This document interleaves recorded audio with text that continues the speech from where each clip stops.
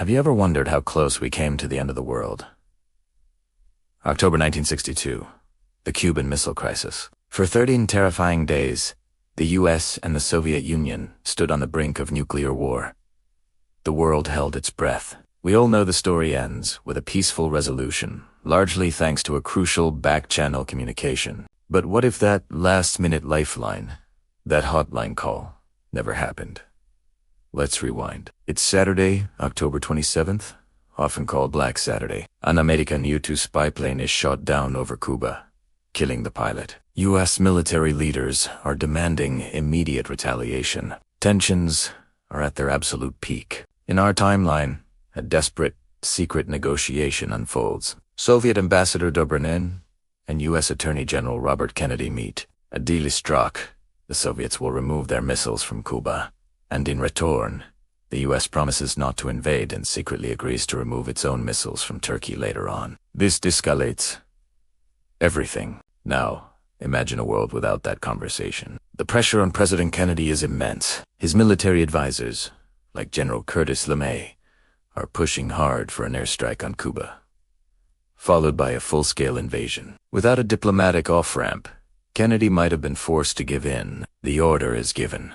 American bombers roar towards Cuba. The moment those bombs fall, the world changes forever. The Soviet troops in Cuba, who we now know had tactical nuclear weapons, would have been authorized to use them against the invading U.S. forces. A tactical nuclear strike in Cuba would trigger an immediate, massive response from the United States. The protocol was clear.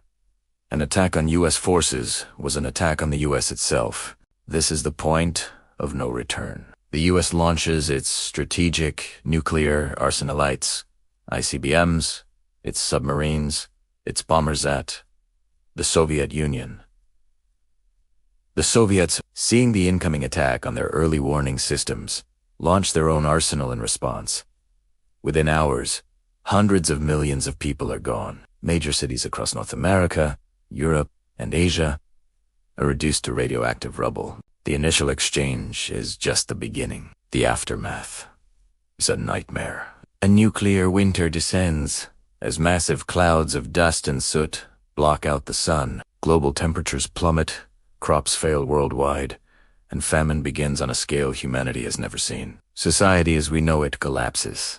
The few survivors would face a cold, dark, radioactive world, struggling to find food and clean water, haunted by the ghosts of a world that was, at one conversation, that one moment of descolation, pulled us back from the edge. It's a sobering reminder that our world can hinge on the smallest of actions and the courage to choose. Dialogue over destruction. Thanks for watching. If you found this interesting, hit that like button and subscribe for more what if scenarios. See you next time.